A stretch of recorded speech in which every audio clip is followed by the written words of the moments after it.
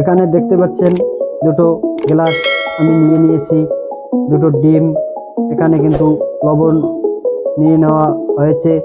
এবারে আমরা গ্লাসের মধ্যে জল দেব। তাহলে দেখুন,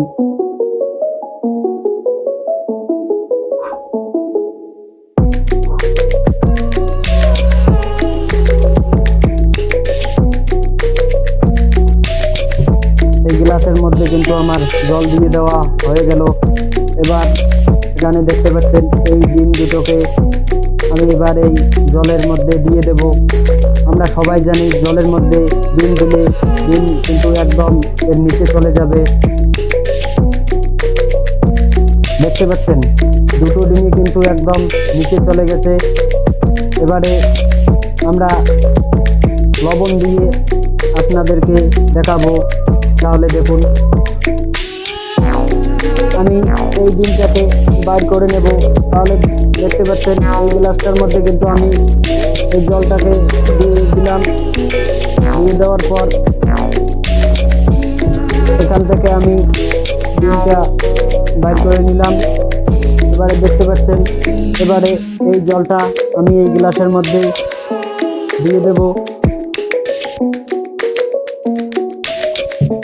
এবারে আমরা এর মধ্যে লবণ দিয়ে দেব।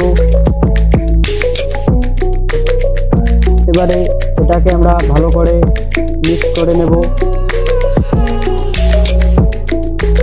এটাকে কিন্তু ভালো করে মিক্স করে নিতে হবে।